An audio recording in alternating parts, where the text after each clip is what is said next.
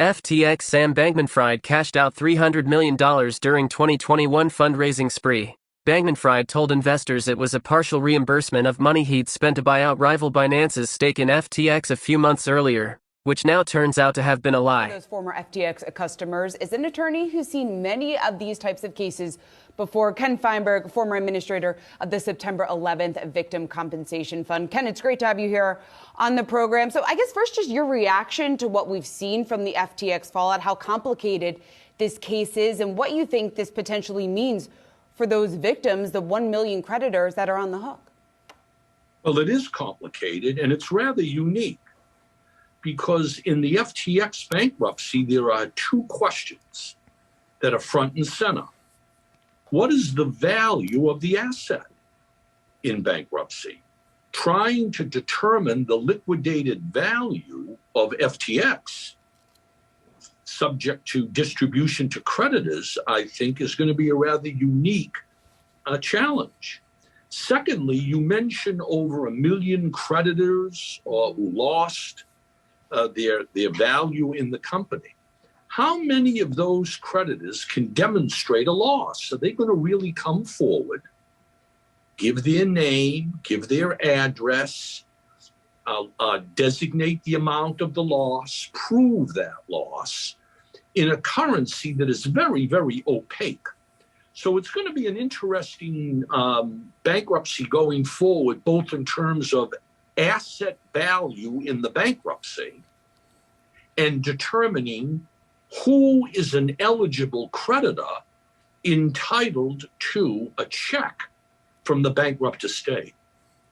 It's certainly a complicated and unique case. Ken, just in terms of the transparency factor and the fact that the Bahamian government's involvement in this, does that further complicate what the next several months, potentially years, could look like with this case? Yes, potentially years. Think about it. The first step before you decide who's an eligible creditor, you have to determine the total value of the asset that is available to the bankruptcy court for purposes of distribution. Well, that sounds like it might be a rather complex challenge, corralling all of those assets wherever they may be and transforming them into real dollars available in the bankruptcy court. And then, of course, it's an international bankruptcy. I mean, you're going to have to figure out who's an eligible creditor.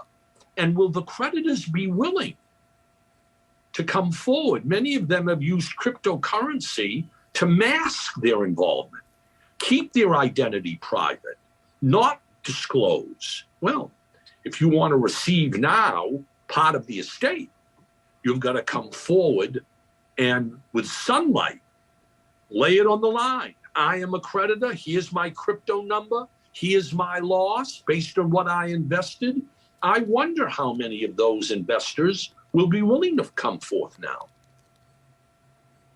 And Ken, you have the investors in FTX. You have those who lost the money on the tokens as well. And then you also have some of these celebrity endorsers and trying to understand their relationship as well. How, as you sort of segment these out, how do those paths actually end up playing out? No, the bankruptcy court will have to decide whether the endorsers are responsible.